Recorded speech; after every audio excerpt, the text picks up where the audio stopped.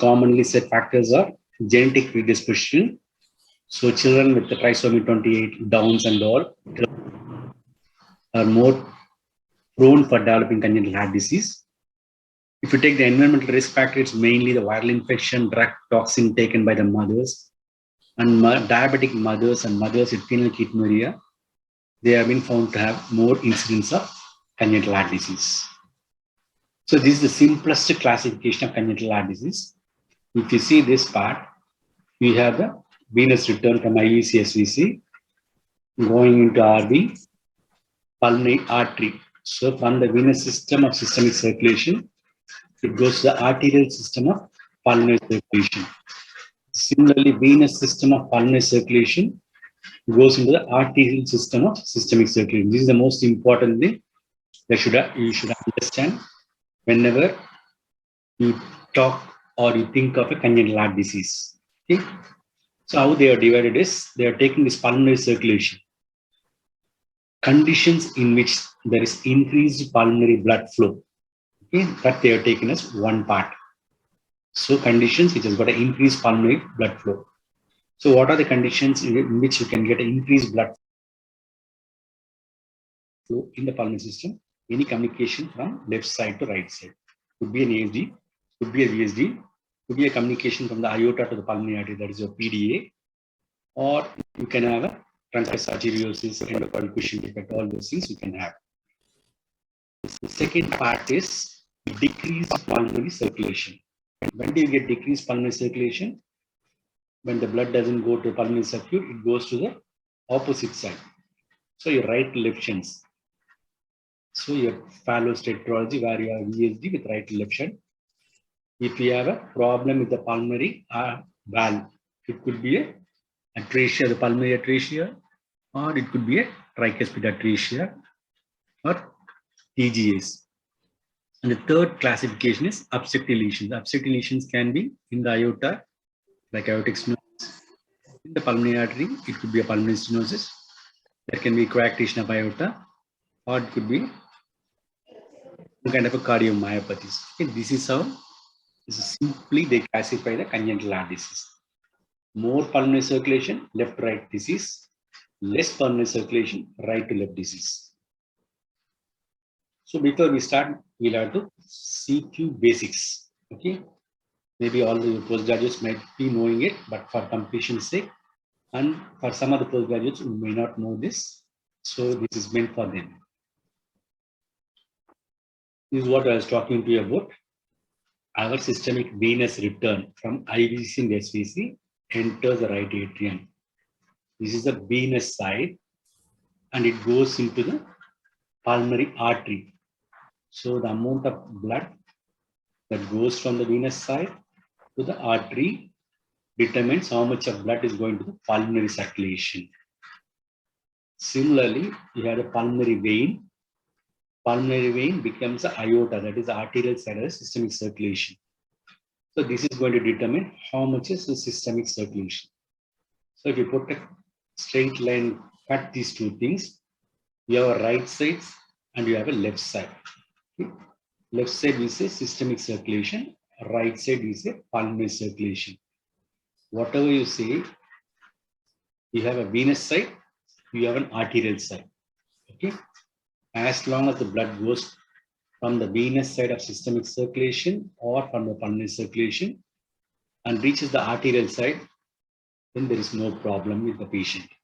Okay, that we will see now. So we call one terminology effective blood flow. Effective blood flow is nothing but the quantity of venous blood flow that flow from one system. Here it is from systemic circulation to the arterial. This is the venous blood going to the arterial side, the artery. Okay. So we call this effective pulmonary circulation. Effective pulmonary blood flow, or QP, is nothing but the total blood that comes from SVC and IVC. Okay. From there it goes to the pulmonary artery, from venous side to pulmonary artery. So this is what we call it as effective pulmonary blood flow, and it is termed as QP. This is very, very important. Similarly, in the systemic side, we have total blood flow coming from the pulmonary vein system going into the aorta. On the pulmonary side, it goes to the systemic side. We call it systemic blood flow or QS. Okay, are you able to understand this? QP, the amount of blood that goes in the systemic venous to pulmonary artery. This is from pulmonary venous to systemic artery. Okay. In a normal patient, if you see here, the amount of blood that goes through the pulmonary artery is equal to the amount of blood that comes through the aorta. That means there is an equal QP to QS ratio. So there is 5 liters going out from here. There is 5 liters coming out of this place. So if you have a system like this, nothing is going to happen to the patient. Okay. Just if you want, I'll go slowly also. This is effective pulmonary blood flow QP. This is effective systemic blood flow QS. In a normal baby with a normal heart, the QP is 5 liters. QS is 5 liters. That is the amount of blood going out of pulmonary artery is 5 liters. Amount of blood going out of aorta is 5 liters. That means there is no communication between, or there is no loss or no recirculation of blood. So in this case, 5 liters by 5 liters becomes QP QS is 1:1 ratio. Next important thing that we see is shunting. Shunting is both physiological and pathological. Here, the venous side from one system doesn't go to the arterial side of the other system. Instead, the venous side from the systemic circulation goes into the same arterial side of the same system, systemic circulation. So the blood goes from the SVC, IVC, or right atrium or right ventricle to this side, left ventricle, left atrium, or into the aorta. Okay? That means there is a ASD, BSD, or a PDA. Okay? So this is called as left to right shunt. So from pulmonary vein, instead of going to aorta, the blood will go to the pulmonary artery. It recirculates in the pulmonary system. So this is called as left to right shunt. Similarly, the return, venous return that comes from the right atrium, right ventricle, instead of going to the pulmonary artery, passes through the VSD opening, but there is a reversal of shunting, right to left shunt, reaches the aorta. So there is going to be cyanosis because this blood is not getting oxygenated. So again, there is a shunt here. So in right to left shunting, there is a connection between the systemic vein and the systemic artery. In left to right, there is communication between pulmonary vein and the pulmonary artery. So this is the major difference between shunting and normal. In normal, it is only systemic vein going to the pulmonary artery, pulmonary vein going into systemic artery. In shunt, it is pulmonary vein not going into systemic artery, but it goes to the pulmonary artery. So this is where you get your ASG, VSG, and PDAs. Systemic vein going into systemic artery. This is where you get a right to left shunt, like the Phallostetology. So based on that, we can see the magnitude of shunt. We can quantify how much of blood is being shunted. If you see this is a normal heart, you are having a pulmonary artery. That is the output from the pulmonary circulation. You have the aorta, that is the output from the systemic circulation. You see both the blood flow in pulmonary, that is 5 liters, blood flow in the aorta, that is 5 liters. So there is no shunt. QP/QS ratio is 1:1. So 5 liters of blood is going through the pulmonary artery, 5 liters of blood is going through the aorta. There is no shunt here. In left to right shunt, Here we have a VSD where there is a left-right shunt. Here, if you see, the blood comes to the LA from the pulmonary vein, goes to LV, and from LV through the VSD, because LV pressure is more than RV, 1 liter of blood is getting shunted into RV. So instead of 5 liters here, it becomes 6 liters here. More blood goes to the pulmonary artery. From pulmonary artery, it will go to the pulmonary circulation, go to the lung, come back to the pulmonary vein, come back to the left atrium. Okay. So what is the end result? There is less blood going into the aortic part. More blood is going to the pulmonary artery. So if you see QPSQ ratio, 6 liters of blood is going through pulmonary artery, while only 5 liters of blood is going to the aorta. That means there is a shunt of 1 liter per minute. So if you put it into ratio, it is 6 liters by 0.5 liters, which will be less than 1. So QP by QS will be less than 1 if the shunt is going to be left to right. So what happens when more blood goes into the pulmonary artery, more blood comes to the left atrium. There is an increased venous return to the left atrium. So again, back to left ventricle. There is volume overload to the pulmonary circulation. There is volume overload to left ventricle. So in all left directions, there is increased pulmonary blood flow. Because of increased pulmonary blood flow, there is volume overload to pulmonary circulation, volume over to left ventricle.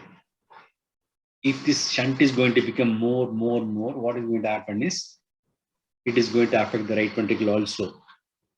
So the shunt becomes 3 times or 4 times the normal. There is going to be volume overloading in right side also. This will end up in biventricular failure or cardiac failure. So this is about left to right shunt. So we should know what are the signs and symptoms of any child with a heart failure. It will not be like an adult sitting or leaning forward, breathless and all.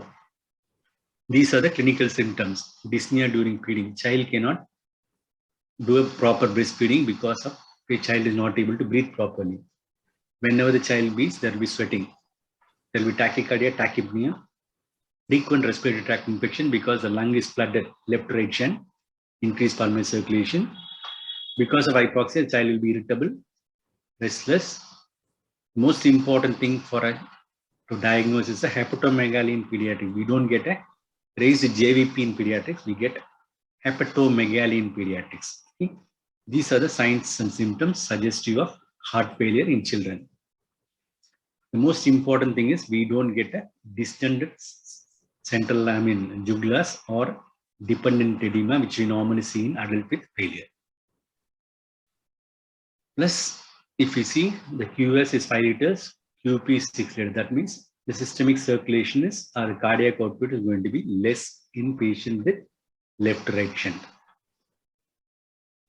One more entity in left-right shunt is suddenly the left-right shunt can become right-to-left shunt because of rise in pulmonary artery pressure. If the pulmonary artery pressure goes high, normally in VSD you get a left-right shunt.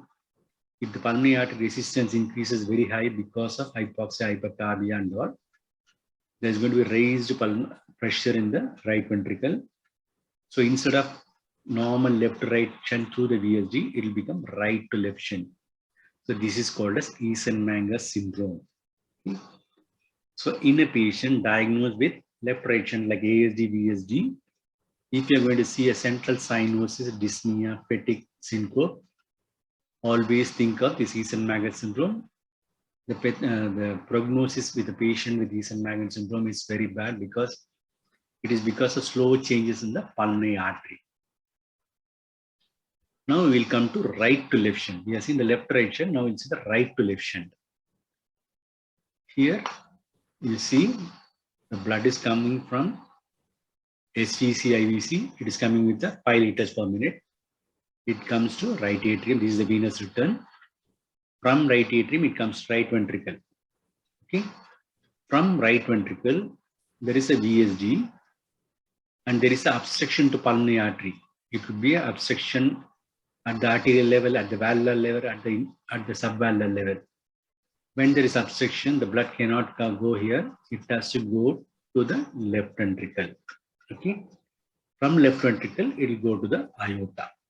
So this is a right to left shunt at the level of your ventricular septum. So let us see what happens to the amount of blood flow. Okay. So QP, or the pulmonary blood flow, is reduced because there is a pulmonary obstruction.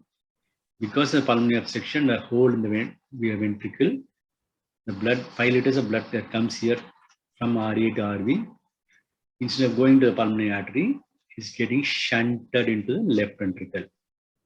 So aorta will have roughly 5 liters, whereas the pulmonary artery will have only 2 liters. Okay. So this is the main difference between right to left shunt. So what will happen to our QP-QS ratio? So QP-QS ratio will be less of pulmonary blood flow, more of systemic blood flow. So the ratio will be less than 1. Whereas in left to right shunt, it will be more than 1, 1.52. Okay.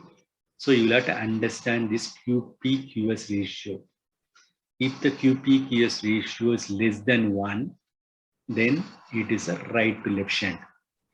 If the QP-QS ratio is more than 1, that means more blood in the pulmonary circuit. That can occur only when there's going to be left to right shunt. Okay. So commonest lesion, left to left shunt is your Phallostetology. This is what we are planning to discuss in today's class. So what are the components? The problem is due to embryological changes or the defects, this aorta, which normally is placed side by side, comes anteriorly as close to the left of the ventricular wall during development. So you get a large ventricular, unrestricted ventricular septal defect. Plus these patients will have various degrees of pulmonary obstruction. The pulmonary obstructions can be subvalvular. Okay, this is the valve. Subvalvular. This is the most common variety. 50%, and we call it as dynamic obstruction. Dynamic right ventricular outflow obstruction. Why we are saying dynamic is when the child cries, when there is a pain, there is a tachycardia. What happens during tachycardia is the heart tries to squeeze. When the heart tries to squeeze, this infundibular part squeezes more.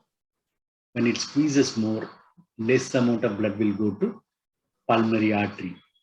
So when less amount of blood goes to the pulmonary artery, pressure in the right ventricle is going to go up. So more amount of blood will get shunted from the right ventricle to left ventricle, producing more cyanosis. Okay. So this is the dynamic part. So what you do is you try to reduce this tachycardia or reduce the compression using beta blockers. So this is the reason why you give beta blockers during your TET spell or during the perioperative period. Other places where it can get obstructed is 10% at the level of pulmonary valve, 10% above the level of pulmonary valve, and around 30% will be a mixture of all these things. The most important component is this subvalvular dynamic right ventricular outflow obstruction. Okay. So one is a VSD, that is a big VSD, non-restrictive VSD. Second is an obstruction, right ventricular outflow obstruction at various levels. And third is, I said, that during development, normally you will get your interventricular septum here. Your aortic valve should be somewhere here.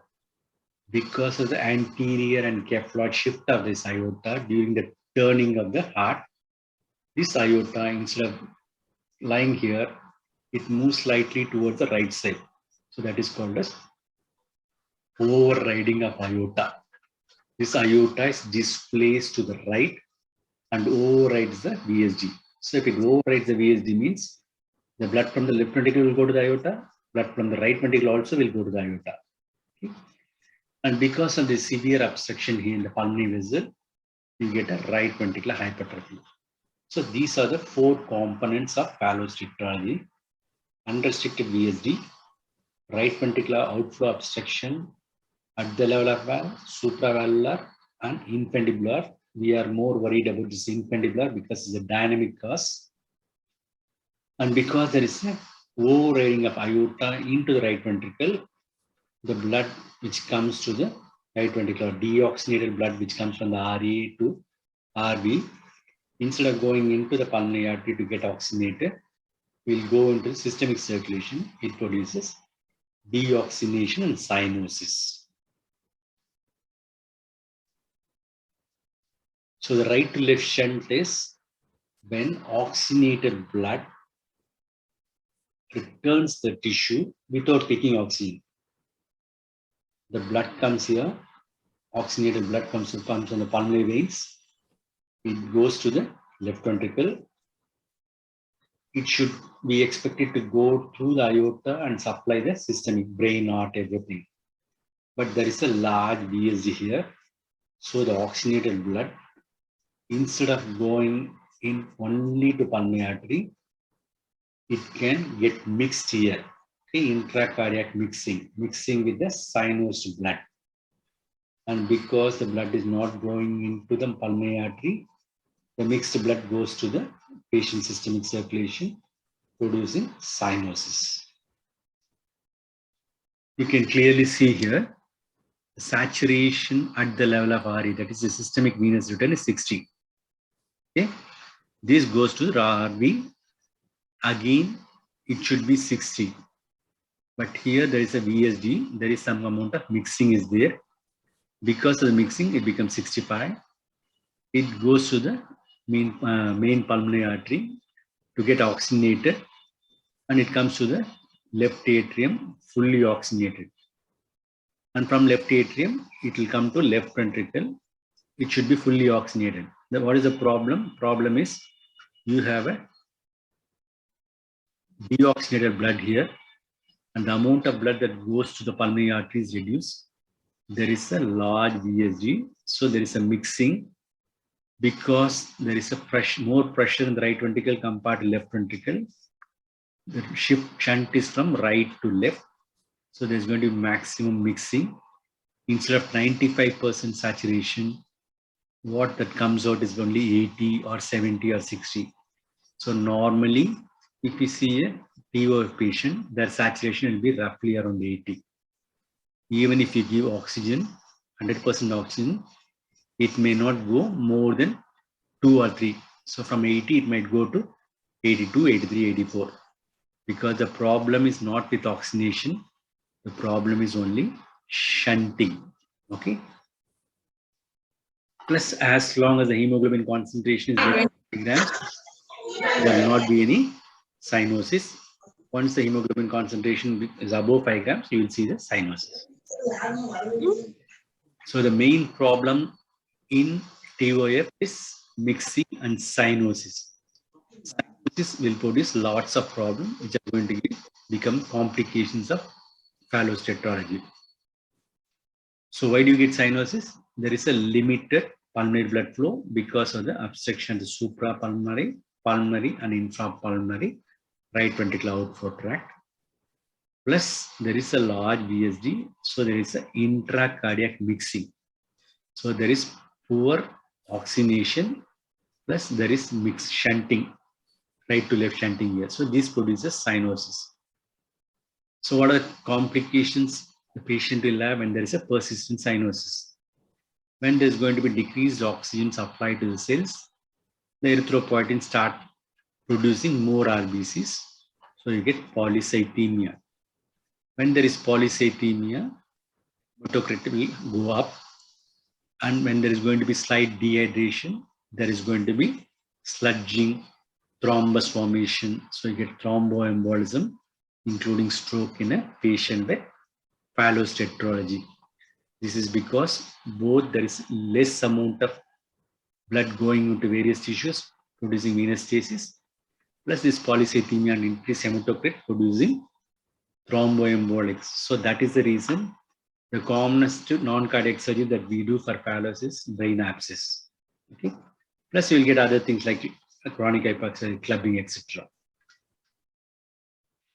So, I said polycythemia is associated with increase in blood viscosity because hematocrit goes high. This produces red cell sludging and thrombus. When the hematocrit level goes above 65, we may have to think of doing a preoperative phlebotomy and IV fluid management because the rheology of blood flow will get decreased. So best thing will be to maintain adequate preoperative hydration in children with cyanotic heart disease. So whenever you have a child with cyanotic heart disease, you reduce your pre-op nil oral status. Try to give more oral fluids. If not, start the patient on IV fluids. Okay? Otherwise, you will end up in producing thromboembolic phenomenon. These patients with cyanotic heart disease are associated with bleeding disorder also. One part is thrombus, another part is bleeding disorder. This is because they are associated with thrombocytopenia, and whatever the platelets that are available are qualitatively not good. Plus, there are also certain clotting factor abnormalities. All these things put the patient both in thrombus condition as well as in bleeding condition. So you'll have to be worried when you take up these patients for any surgery. Then I had said there is a right ventricular outflow tract obstruction at the supravalvular, valvular, or infundibular spasm. So there is going to be increased wall tension in the right ventricle. You know, whenever there is increased wall tension, there is going to be a supply-demand relationship will be affected with oxygen. So these patients are prone for right ventricular failure. So if there is going to be right ventricular failure, when you give propofol to these patients, the patients will immediately crash. So you need an echocardiograph and find out how is the right ventricular contraction. This is very, very important. One more important thing is, we said the blood comes from here only. We are going to put a central line or whatever peripheral line. The blood is going to come here. We are going to IV fluids through here. It is going to come to RE. In TY, the problem is there is a big hole here, and the pressure in the RV is higher than the pressure in the LV. So there is a right to left shunt. So if you are not careful with your IV lines, if you put some air bubbles in the line, the bubbles will come to RE, RV. Normally it should go to the pulmonary artery where it can get filtered out. But here it's not so. So the air bubble from RE and RV will go to LV from aorta. The first branch of aorta is the coronaries. So it can produce problem in the coronaries. It can produce problem in all the paradoxical embolic events can occur. So be very careful when you give IV fluids for these patients. Okay, that is some basic things about your changes in Phallostetology. Whenever you have a congenital heart disease, shunts, the only thing to do is and manipulate the systemic vasculature, or you can manipulate the pulmonary vasculature. The shunt is at the level of VSD, that is right to left shunt. Okay? From here it goes to left side, so cyanosis. So how can it prevent this cyanosis increasing? That is my issue. So there are certain things that you can do to manipulate the pulmonary vascular resistance and systemic vascular resistance. So things that are going to decrease the pulmonary vascular resistance. So if the pulmonary resistance decreases, more blood will go to the pulmonary circuit, and there will be better oxygenation. The amount of cyanosis will in patients with right to left shunts. Okay? So what are the methods available? You can hyperventilate the patient, take the patient to respiratory alkalosis, that will produce pulmonary vasoconstriction. You can use pulmonary vasodilators like nitric oxide or your volatile anesthetics in a lower concentration. They are all pulmonary vasodilators. One of the very important pulmonary vasodilator is oxygen. Okay? So if you give oxygen to these patients, they produce some amount of pulmonary vasculature. So during TET spell, you give oxygen only to dilate this vasculature so that more blood will go from the right ventricle into the pulmonary circuit to get oxygenated. Okay? So these are the methods by which you can decrease the pulmonary vasculature. What are the causes for increasing pulmonary vasculature? Okay, the causes for increased pulmonary vascular resistance are hypoxia, hypercarbia, these are neonatal goals. Hypoxia, hypercarbia, hypothermia, acidosis, pain producing catecholamines, your IPPV, positive PEEP. If you give a PEEP here, it's going to produce constriction here. So it is going to produce resistance in the pulmonary circuit, increase in pulmonary artery pressure. When the pulmonary artery pressure raises up, right ventricular pressure is going to go up. When the right ventricular pressure goes up, if you are going to have a patient with left to right shunt, the amount of shunting will get reduced. Now coming to the systemic circulation, the methods by which you can reduce this systemic circulation. If you reduce the systemic resistance, more blood will go into the aorta. The methods are, you can use vasodilators.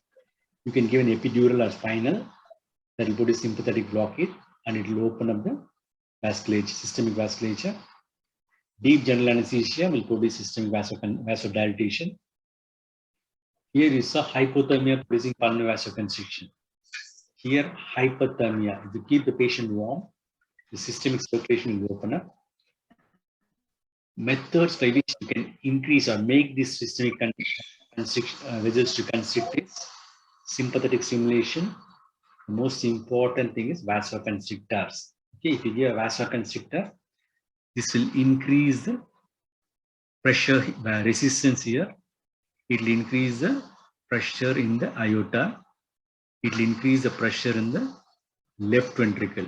So whenever you are going to have a right to left shunt, if you give phenylephrine, you have a patient having a VSD, there is a right to left shunt, patient is gone for spill, so I'll give a phenylephrine so that this part gets vasoconstricted, so the pressure is transmitted back. The right ventricular, left ventricular pressure goes above the right ventricle or it increases near the right ventricular pressure. So due to this, the shunting, amount of shunting gets reduced. The intracardiac mixing gets reduced. We expect more blood to go instead of through the right to left shunt, go through the pulmonary artery into the pulmonary circulation. So you get better oxygenation. So this is the treatment of dead spills. Okay. So these are the various manipulations you can do. You should always think of these things whenever you are doing a congenital heart disease patients. You can increase the SVR, you can decrease the SVR, you can increase the PVR, and you can decrease the PVR. These manipulations are the vascular resistance is important in managing a patient with congenital heart disease, more so with shunts. So if you go in depth, how are you going to control the systemic vascular resistance? So here you are having a patient with left to right shunt. Okay. So I'll give some inhalation agent or some agent that is going to decrease my systemic vascular resistance. If I decrease systemic vascular resistance, the blood will not go from left to right, the blood will go into the aorta. That means I'm reducing the shunt factor either in the PDA level or in the VSG level or in the AAG level. So if you have a left to right shunt, you can decrease the systemic vascular resistance. So you can boldly give epidurals. You can take the patient into deep general anesthesia, or you can use vasodilators. So if you have a right to left shunt at the level of VSD, that is a Phallostetology, I can increase the systemic vascular resistance by giving phenylephrine. So blood cannot come here. So pressure will rise up here. It will prevent or it will reduce the right to left shunt. So we use phenylephrine. If you see in a patient with Phallostetology, where the blood comes from RA to RB and it goes to LV because there is a right to left. I'll give phenylephrine and block this aorta, systemic vascular resistance. Due to this, the pressure in LV will increase. So the shunt factor will get reduced. When the shunt factor gets reduced, the only way the blood can go is it has to go through the pulmonary artery. If it goes through the pulmonary artery, it will go to the pulmonary capillaries. and the oxygenation will improve. Your saturated desaturation will settle down. So this is how you treat patient with TOF using phenylephrine to increase systemic vascular resistance. Pulmonary vascular resistance in patients with right to left shunt. Okay, if you increase the pulmonary vascular resistance here, so what will happen is it will increase the right ventricular pressure. There is going to be more shunting, more cyanosis, and patient will die. So in patient with right to left shunt, avoid increasing pulmonary vascular resistance. So avoid hypoxia, hypercarbia, hypothermia, IPPV with PEEP, and acidosis. So in patient with left to right shunt, you want the pulmonary vascular resistance to be reduced so that there will be better output. So methods of decreasing this pulmonary vascular resistance is oxygen is a pulmonary vasodilator, nitric oxide is a pulmonary vasodilator. You can do hyperventilation so that you reduce the carbon dioxide content that is producing alkalosis. Sometimes if you have systemic, metabolic acidosis, you can give soda bicarb. Okay, these things will reduce the pulmonary arterial pressure, so there will be more flow into the pulmonary circuit. So knowing that, we'll come back to our case of TOF. Things to avoid in TOF are there should not be a decrease in systemic vascular resistance. If there's going to be a drop in systemic vascular resistance, the pressure in the LV is going to go down. So the right amount of shunting from right to left is going to increase. So there's more mixing, more desaturation. The patient will go in for hypoxia, anaerobic metabolism, and death. Okay. So if you have a patient with TOF, don't decrease the systemic vascular resistance. So be careful during induction, during regional analgesia, everything, and always keep vasoconstrictors. Don't give vasodilators in a patient with right to left shunt. Okay? Avoid pulmonary vascular resistance. If you have a patient with hypoxia, hypercarbia, any increase in pulmonary vascular resistance is going to come as a back pressure. The right ventricular pressure will go up. Already it is high because of the this raised right ventricular pressure is going to increase the shunting. Okay, if there's going to be increased shunting, hypoxia, patient is going to die. So things to avoid in patient with TOF or right to left shunt are decrease in SVR or increase in PVR. So things to be done. So if you have a patient with cyanosis with the shunting, maybe a Phallostetology, this slide is your take-home slide. Okay, things to do is increase this systemic vascular resistance. So keep a drug that is going to vasoconstrict here, phenylephrine. Okay. Then decrease the pulmonary vascular resistance. I want more blood to go to the lung to get oxygenated. So I like to have pulmonary vasodilators. I like to hyperventilate. I like to avoid acidosis and keep the patient in alkalotic state. Okay. So take home message from this class is if you have a patient with cyanotic heart disease, right to left shunt, things that I'll keep phenylephrine ready. Okay. Then I try to avoid hypoxia, hypercarbia, acidosis that is going to produce vasoconstriction. Okay, that is the basics. Now we'll go to our Phallostetology. So we already discussed Phallostetology. They have an unrestricted, non-restrictive large VSD, right ventricular outflow tract obstruction 3 levels. We are worried about the infundibular level. There is an overriding of aorta into the right side. Then there's the obstruction, there's going to be right ventricular hypertrophy.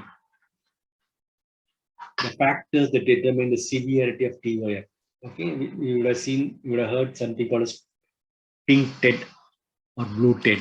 Okay, So that depends on how much of this pulmonary vasoconstriction is there, or right ventricular outflow obstruction is there. How big is your VSD, and what is the pressure difference? The factor that determine the severity and cyanosis depends on the degree of right ventricular outflow tract obstruction. More it is obstructed, less blood will go to the lung, so patient is going to deteriorate or become cyanosis. Relative pressure between right ventricle and left ventricle. Because of this obstruction, there is going to be a raised right ventricular pressure. During infundibular spasm, this pressure is going to go more. Okay, when it becomes more, the only way the blood can go is it cannot go inside, it has to jump. So there is going to be a mixing. When it goes to aorta, there is a severe cyanosis. Third is the proportion of aorta overriding the VSD. Certain conditions, the aorta will be on the left side alone. And many severe TOF, the aorta will be almost inside the right ventricle, something like a DORV. Okay, double outlet ventricle. So these are the factors that determine the severity of TOF. So TOF is classified into pink, blue, and profound cyanosis.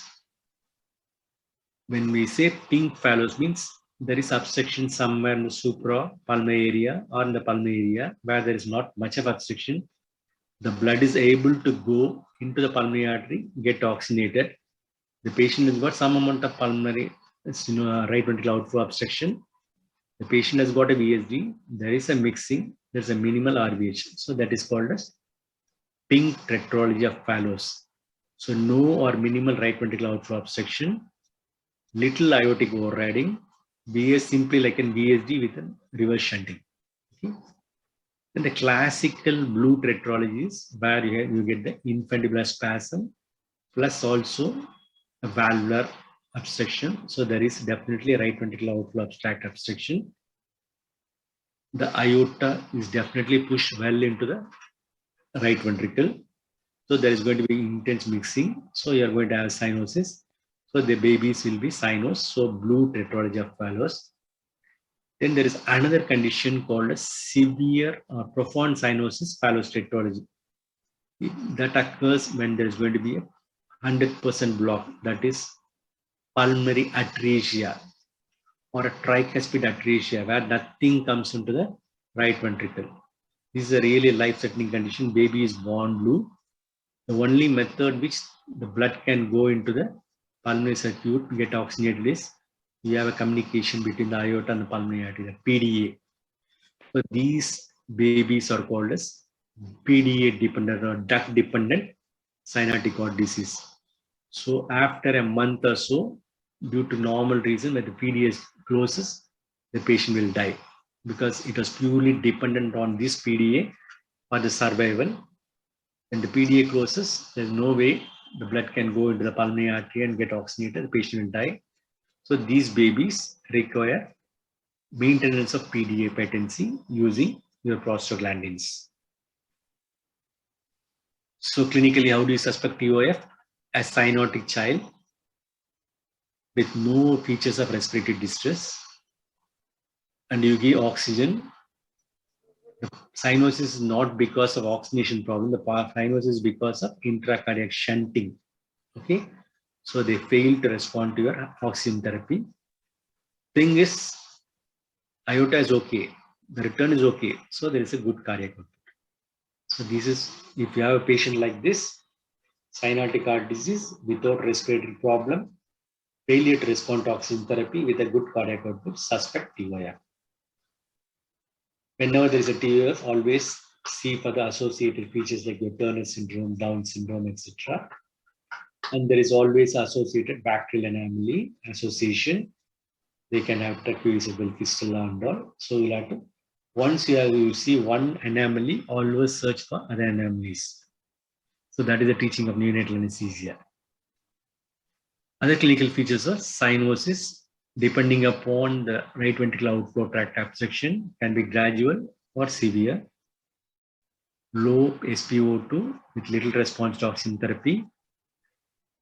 There will be heart murmurs, which could be due to pulmonary problem, not because of VSG. VSG in these cases doesn't produce murmur because it is not a small VSG, it's a large non-restrictive VSG. You get murmurs only when there is restriction. Okay.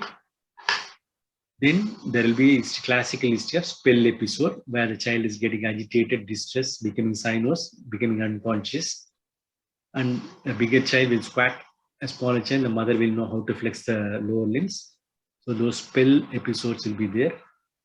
And these children are prone for supraventricular ventricular arrhythmia because of hypoxia. So these are the classical features of clinical features of patient with Phallostetology.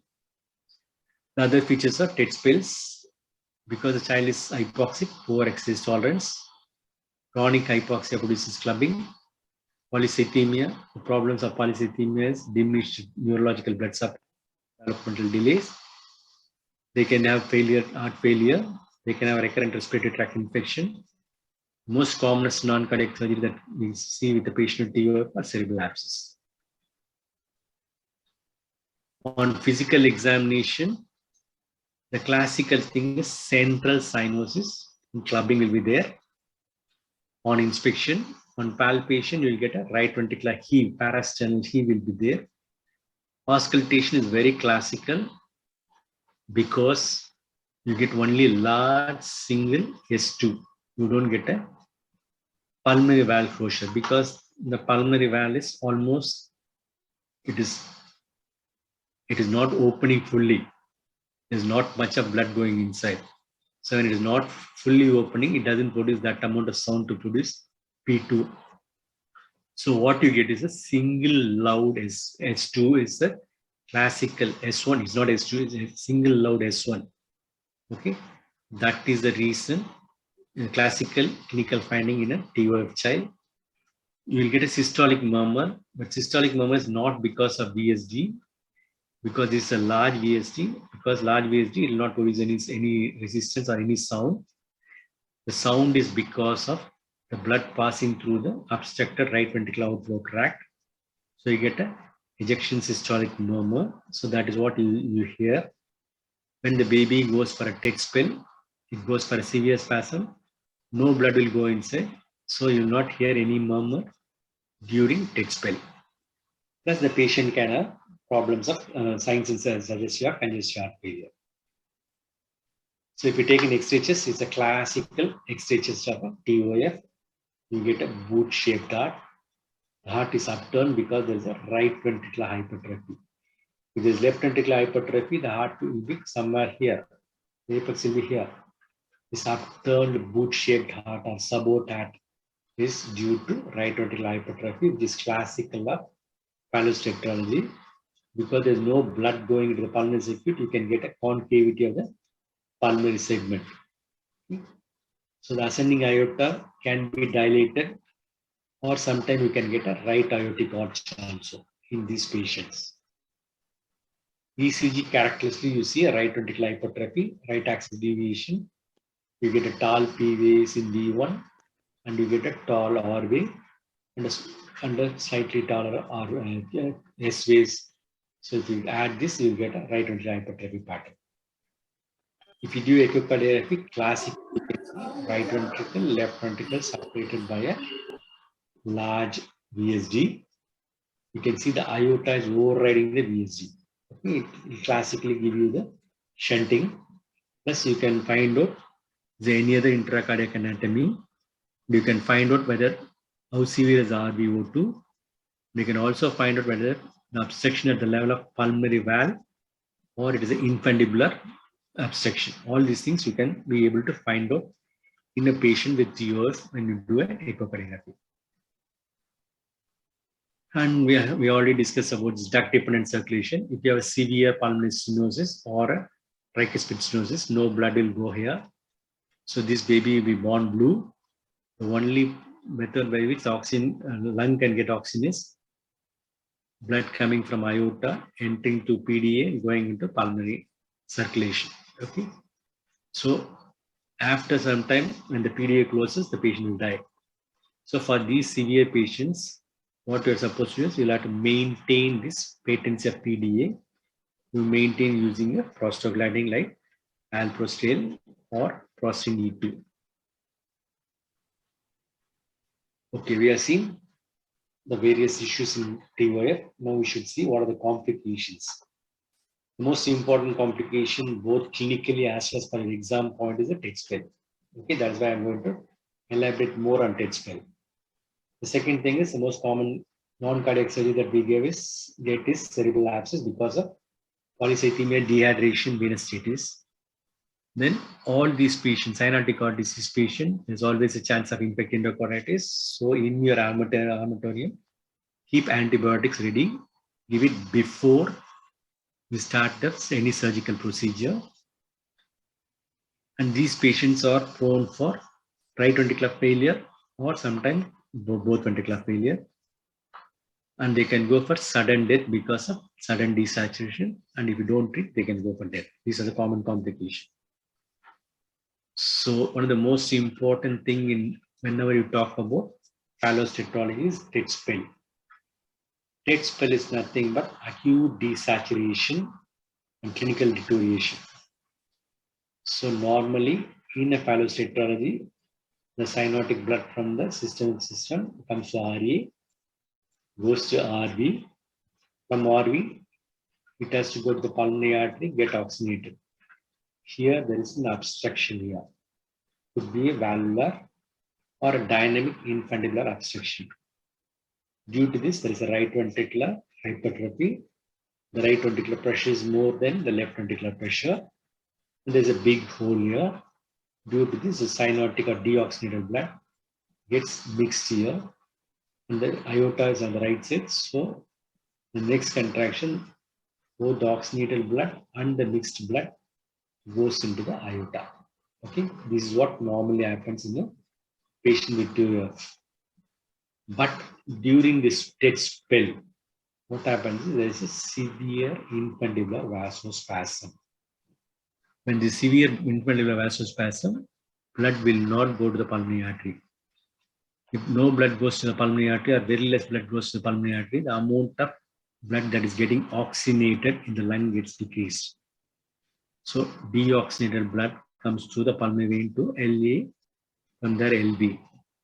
Because there is high pressure, whatever the deoxygenated blood that comes from the systemic circulation also mixes. So there's a vicious cycle going on where there's desaturation becomes more and more till the patient dies. Okay. So it is caused by a sudden increase in right to left shunt. One is because of infundibular spasm. Second is because of alteration in systemic vascular resistance, pulmonary vascular resistance. Anything that produces vasodilatation is going to decrease the left ventricular pressure. When the left ventricular pressure decreases, more blood is going to go from right to left, so more right to left shunt. Anything that increases the pulmonary vascular resistance, hypoxia, hypercarbia, acidosis, apart from this right ventricular outflow obstruction, is going to increase the right ventricular pressure and it is going to increase the right to left shunt. So both those things will produce intense desaturation and clinical deterioration. So various methods by which you can get severe desaturation. One is infundibular muscle spasm, which increases the right to left shunt. We said it is a dynamic right ventricular outflow obstruction. The causes for this is crying, pain, anything that produces catecholamines. They produce intense infundibular muscle spasm. Okay, so you have to understand this because during perioperative period, you will have to keep the patient calm. You may have to use beta blocker to prevent this beta agonist action producing infundibular spasm. You will have to give adequate pain relief. That is why you give ketamine and fentanyl. And all the procedures that is going to produce hypoxia, hypercarbia, you will have to avoid. Okay, so that is the importance of knowing this infundibular muscle spasm.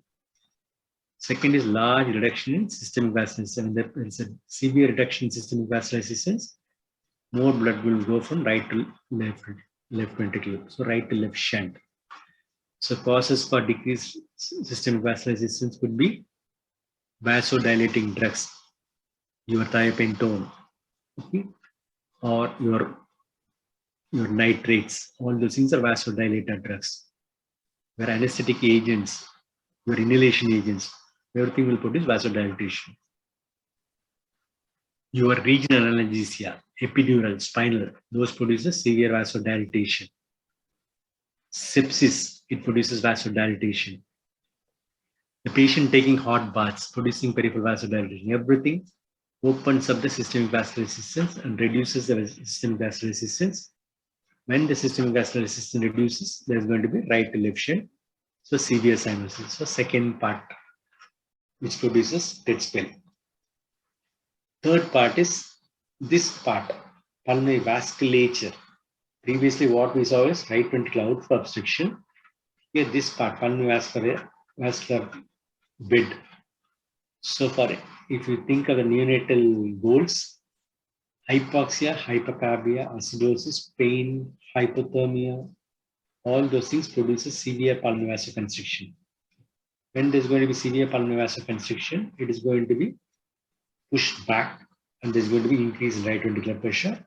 You have an opening there, so blood will naturally go into the right side, producing more cyanosis. Fourth is tachycardia. Anything that increases the catecholamine level is going to increase the tachycardia.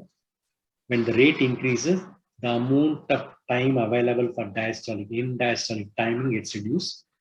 So when the heart pumps next time, the amount of blood going into the pulmonary artery is reduced.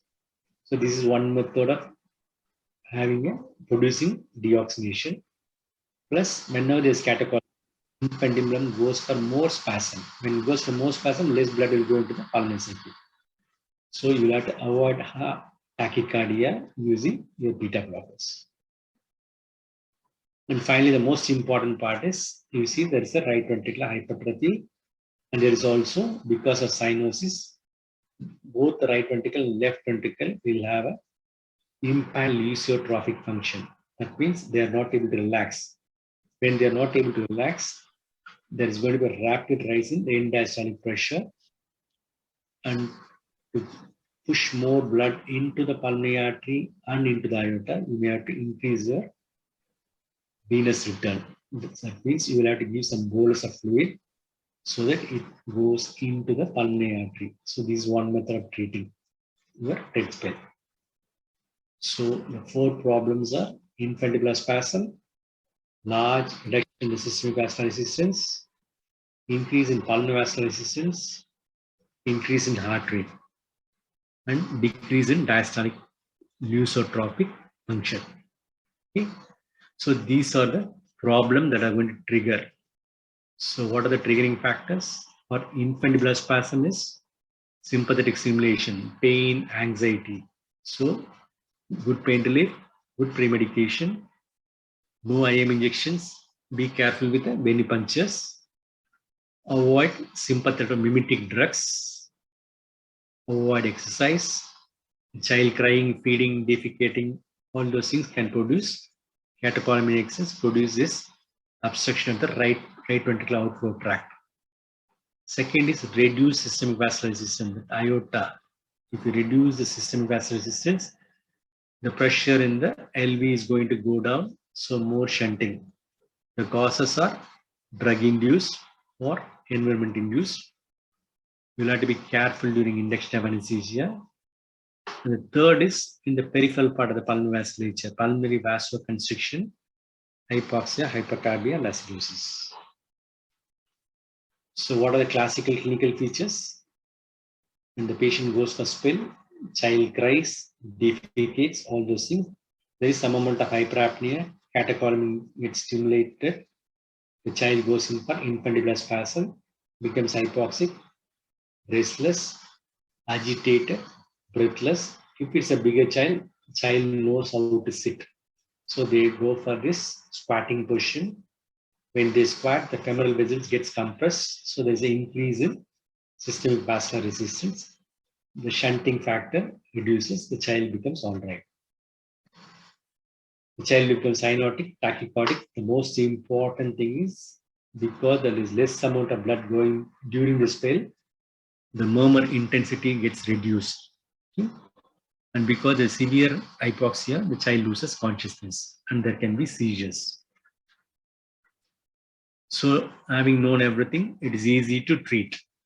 Okay. So what are you going to treat? Give oxygen to dilate the pulmonary system, support the airway, breathing, and support the circulation. The problem is right to left shunt. We'll have to try to reduce this right to left shunt. How are you going to reduce? You try to open up this part. If it is going to be infundibular spasm, if it is due to catecholamine, use beta blockers. Sometimes you may have to use pulmonary vasodilators. But the most common cause of pulmonary vasoconstriction are iatrogenic cause or anesthetic causes, hypoxia, hypercarbia, acidosis. Treat those conditions. Then most important thing is, because the left ventricular pressure is lower than the right ventricular pressure, there is more of shunting. So increase the left ventricular pressure. How are you going to increase? Catch here. Give a systemic vasoconstrictor. So phenylephrine is one of the very good vasoconstrictor which acts more in the systemic circulation than in the pulmonary circulation. So you should have phenylephrine whenever you have a patient with cyanotic heart disease, more so with Phallostetology. So in the exams, both in theory and in the clinicals, when they ask you how will you manage TED spell, we expect 14 steps. Okay. First is remove any precipitant cause. The cause could be hypoxia, hypercarbia, pain, fear, anything. Try to remove the precipitant cause.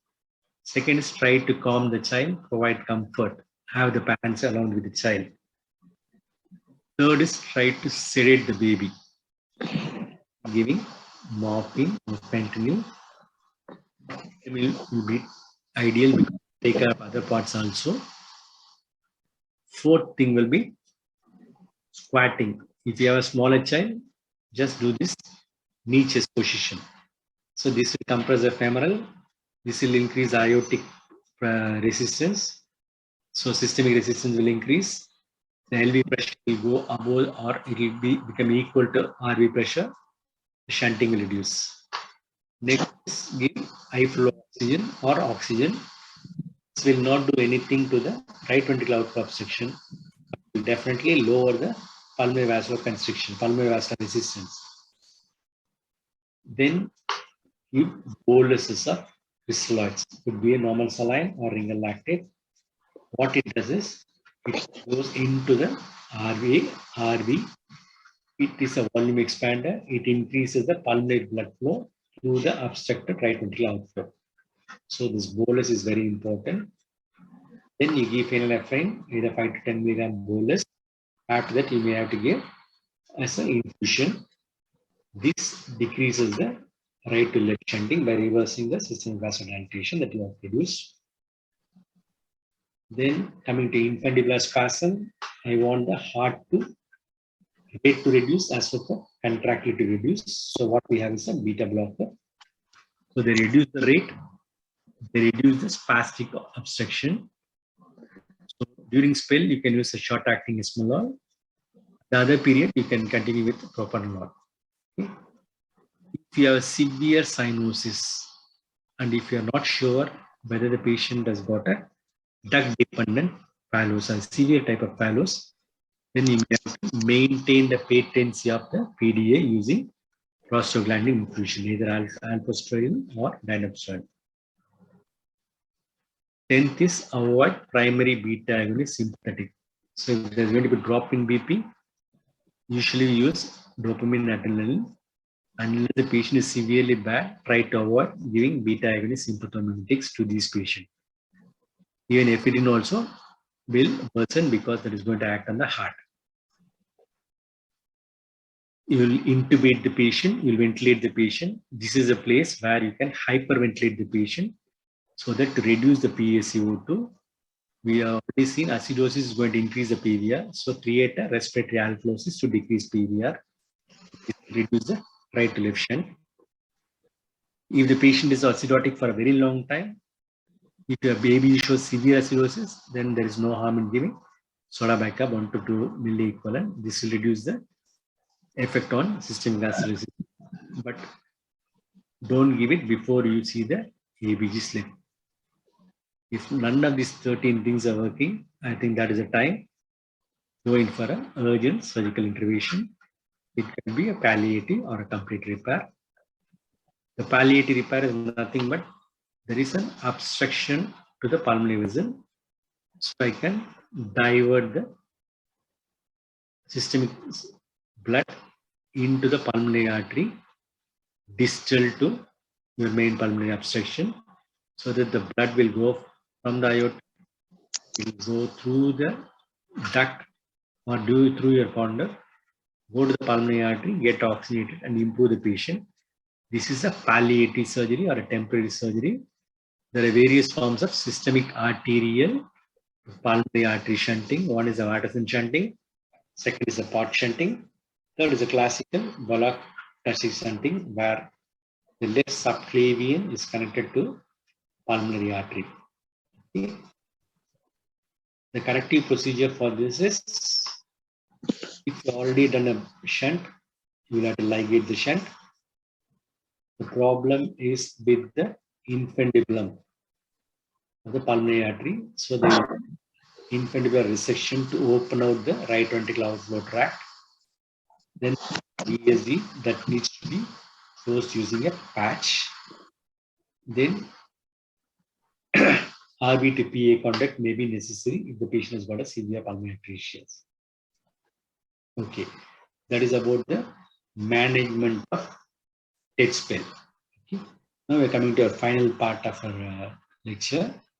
If this patient has come to you for a non-cardiac surgery, either emergency or elective surgery, and the patient is far away from cardiac surgical care, so how are you going to manage? You have no other way other to manage. So you do a pre-operative assessment. How is the patient? What are the other anomalies? How is the patient's present saturation? All those things. We do a proper pre-operative assessment, proper history, proper examination. Then you have to take care of the fasting guidelines. You have to be very careful in the fasting period. Then you have to do a good pre-medication. And then you have to think of infected endocarditis prophylaxis. So if in risk stratification, we have classified congenital heart disease into minor, major, severe stratification. And our patient who is a right to left shunt Phallostetology comes under severe form of risk in congenital heart disease. So we'll have to be very careful, give a high risk, explain with good informed consent to the parents. So coming to pre-operative evaluation, first thing you see is how much is the cyanosis, whether its patient is really blue or pink. Okay.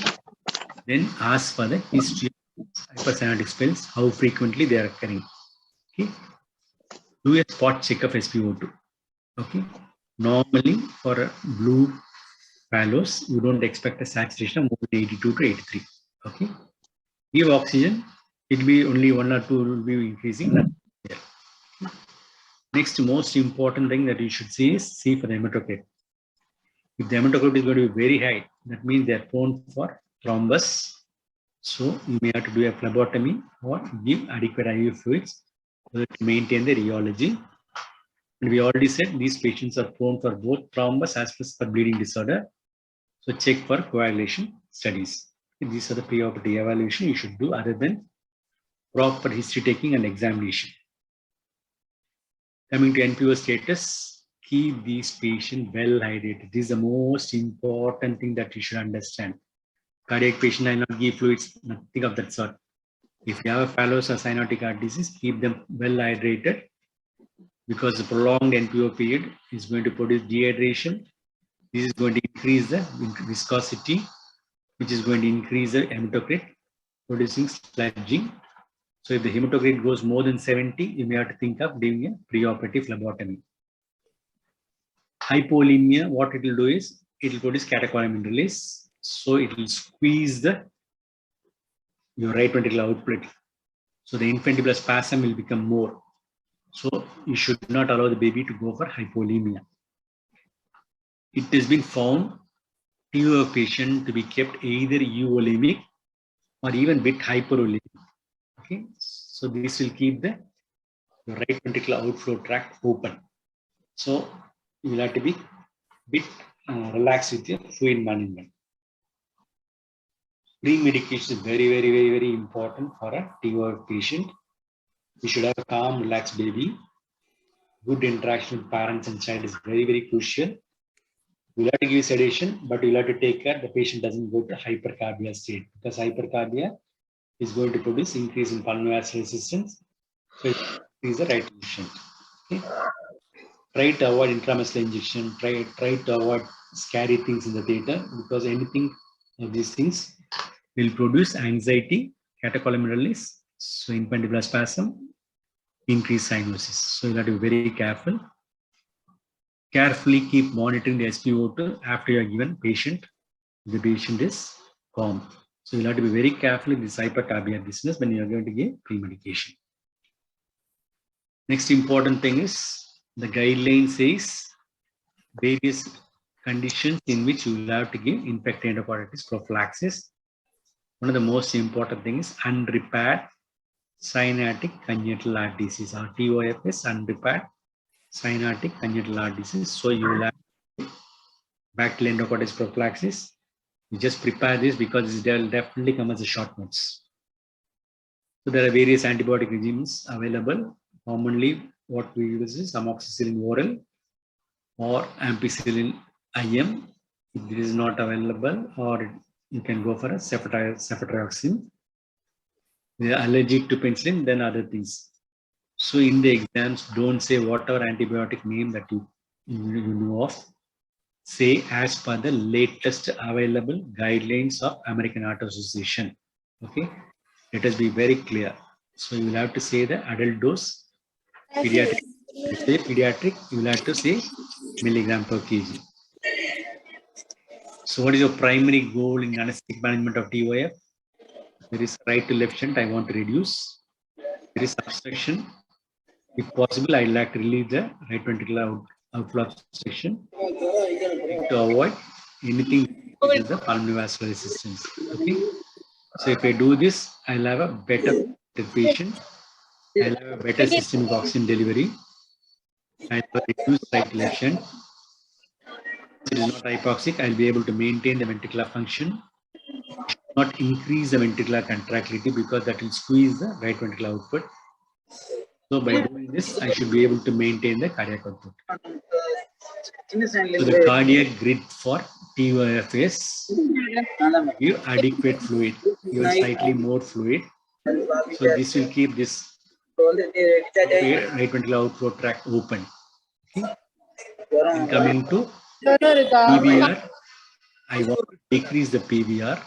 Decrease the PVR by avoiding hypoxia, hypercarbia, acidosis. Increase the systemic vascular resistance. Avoiding regional anesthesias. Using phenylephrine. Don't want tachycardia because that will squeeze this. So I'd like to use propranolol or contractility. I'm using beta blockers because I don't want this heart to be squeezed. When the heart gets squeezed, it's going to get squeezed. So important thing during induction is when they ask you in the exam about the induction with inhalation and intravenous agent between right and left, forget the left right shunt. Nothing will happen in left right shunt. Everything will happen in the right to left shunt. So our TUF is right to left shunt. If they are going to use an inhalation induction, the induction is going to be prolonged. It is prolonged means you are going to give CO4 or anything here. It has to come here through the pulmonary vein. It has to come to the left ventricle. It has to go to the brain through the aorta. What happens here is there is a dilution here. The blood doesn't go more into the pulmonary circulation. So when less blood goes into the pulmonary circulation, less amount of your voltage is going to be taken up. So induction is going to be slow. Similarly, your recovery is also going to be slow. But the problem is to Yeah. So this, instead of giving 4%, if you give 8%, 8% that has come will go to the brain or to the heart. So it is going to produce more of a dose problem. If you get overdose, you cannot eliminate the drug from the body because the pulmonary circulation is improper. So with induction, the problems in TOF is through induction, there can be anesthetic overdose because of shunting here, and the recovery is also going to be slow. When it comes to intravenous agent, you are going to give your IV drugs here, which is going to go to the LA, RE, RV, and to the pulmonary circulation. It usually gets some kind of a dilution effect. But here, because there is a right to left shunt, the dilution effect is not there. So whatever drug you give here is going to immediately go to the brain, because it goes from the right to left into the coronary, into the aorta, into the brain. So we are going to have a rapid induction with IV agents. Slow induction with inhalation agent, rapid induction with IV agent. Important thing that you should understand during perioperative management is have a patient fully intubated, ventilated properly, because IV infection, hypoxia, hypercarbia is going to increase the pulmonary resistance. When the pulmonary resistance increases, there is going to be right to left shunt. So there's going to be deterioration. So maintenance of airway is very important. So for induction and maintenance, ketamine, because the ketamine has got a increased SVR capacity, whereas your propofol doesn't increase SVR. Ketamine will be the ideal drug of choice for induction with TOF that can be combined with fentanyl. Okay? So during induction, I don't know, so I may give a esmolol to prevent the tachycardia, because that will prevent the. Now we have this dexmedetomidine. Use the baby with ketamine and maintain with dexmedetomidine. This is a very good combination, because the sympathoid inhibitory action of dexmedetomidine, because dexmedetomidine is normally produces bradycardia, that is balanced by the cardiostimulatory action of ketamine. So this combination of ketamine with dexmedetomidine very useful in reducing the right to left shunt. Ideal if you are going to use this for non-cardiac surgery of a patient with TOF. Volatile agents can be used. They can cause relaxation of the RVOT, but they should be used only in the lower concentration. If you give higher concentration, that will open up the systemic vascular resistance. So that will produce increase in right and left side. So you can use a low concentration of volatile agent. Of the volatile agent, halothane, which you don't have now, we had it. That is ideal because it acts mainly in the heart, less in the systemic vascular resistance. And it has got a capacity to relax the right ventricular infundibular, but it is not available. So you can boldly use low concentration of sevoflurane. Avoid hypovolemia, avoid hypothermia, because they'll increase viscosity, they'll increase pulmonary vascular resistance. Give adequate fluids. Give warm IV fluid, because I don't want hypothermia. Be very careful with the IV lines. Paradoxical embolism possibility is there. So free of air bubble should be there in your lines. Good. Avoid the factors that are going to increase the pulmonary vascular resistance. This is the goal of your neonatal anesthesia or any anesthesia. Avoid hypoxia, hypercarbia, both metabolic and respiratory acidosis, hypothermia, or anything that is going to increase the sympathetic tone, like your light plane, etc. So keep the patient really deep. Avoid regional analgesia, renal anesthetics, which will produce sympathetic blockade. ABG will be ideal in this scenario, because pulse oximeter may not be reliable, because patient preoperative was 80, when it becomes 70, it is not going to show much. So ABG will give you a better understanding of the oxygenation status. Management of pain is very important, but avoid regional, sympathetic blockade. Use some kind of a pain management which doesn't touch the sympathetic blockade. Fentanyl bolus and paracetamol infusion postoperatively are very good for pain relief. So that is about your TOF. So to conclude, I'd like to say things to be avoided in TOF are decrease in SVR or increase in PVR. Things to do when you have a patient with severe TOF are increase the systemic vascular resistance and decrease the pulmonary vascular resistance. Thank you. So I'd like to once again thank Professor Shanta Madam and the KIMS opportunity to give a lecture on TOF. Why I chose TOF, I already said, is one of the commonest thing that you get as an emergency in pediatrics, in clinical practice. Plus, you will definitely get this in your exams. Either as long as a short part of this, in clinical cases, short case. Afternoon session, you can get a Fallows X-ray. ABG, you can get all those. You cannot escape from TOF. So that's it about today's class. Hello. Hello. Yes, madam. Krishnan, why the brain abscess is more in case of TOF? What is the reason? The commonest reason is the thrombus, madam. Thrombus. Thrombus plus that hypoxia. Hypoxia. Hypoxia, thrombus, there is sludging in the brain because the capillaries in the brain are moving. So the combination of a sludging, thrombus, hypoxia, everything makes that particular more vulnerable to abscess formation. Why not in other areas? Madam? Just for why not in other areas? Only in the brain. Mostly the brain, the capillaries are small when compared to areas. Yes. So there is more chance of sludging. The hypoxic injury is always there because in these patients. So brain takes more chances for getting infected and more for abscess formation. Yes. Incidence of TOF, sir? Madam, I can't hear you, madam. Incidence of TOF. Percentage, sir. It is roughly around 1 to 1.5%. In cyanotic disease, this is more. Are you getting frequently the cases, TOF, sir? Frequently you are getting, huh? Yeah, we are getting, madam. Almost. We'll get at least one case in 2 to 3 months. You'll be getting for non-cardiac. Non-cardiac emergencies. Yes.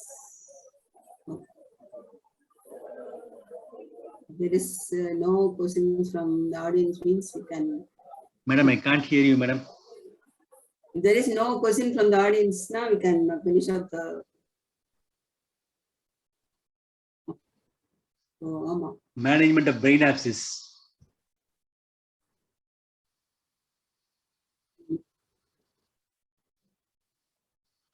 Yeah, with RVOT, where minimal blood flow into pulmonary tree, how pulmonary vasculature, vascular resistance occurs. This rise in pulmonary ROT is totally different from pulmonary vasculature. ROT is at the level of the heart. Pulmonary vasculature is at the level of lung. The heart, the block is because of infundibular spasm or pulmonary valve stenosis. Whereas pulmonary tree, peripheral end of the pulmonary artery, those capillaries, the arterioles, they react by going in for a severe spasm with hypoxia, hypercarbia, acidosis, pain. Our goals in neonatal anesthesia. So the two are totally different, but both will produce a rise in right ventricular pressure. Whenever there's going to be rise in right ventricular pressure, there is going to be increase in right to left shunting. So again, cyanosis, that vicious cycle continues. So that is a difference. Is there any other answers, sir? Yeah. So only thing I can't do is that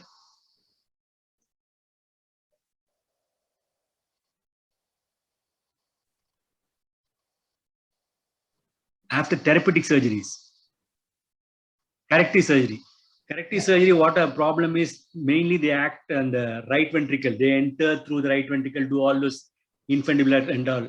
So most likely you'll get lots of arrhythmia problem will be there. That is one of the commonest problem. Then they can also have problems with the rectal laryngeal nerve and all because of the surgical part, nerve injuries. So you can have airway problems because the bronchi is somewhere near. So mainly the arrhythmia problems.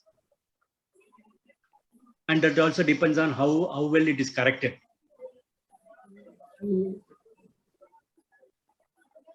Survival is the main thing, yeah. Survival of the surgery is more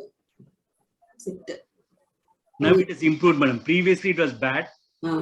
In our hospital itself, the survival is better. Yes. Previously, with total correction, we had only around 15 to 20% survival. Yes. Almost reached 60 to 70% survival. It's a slow process because everybody gets trained. Yes. And the equipments, everything is improving. Okay. So we're definitely seeing a better output. Yes. Okay.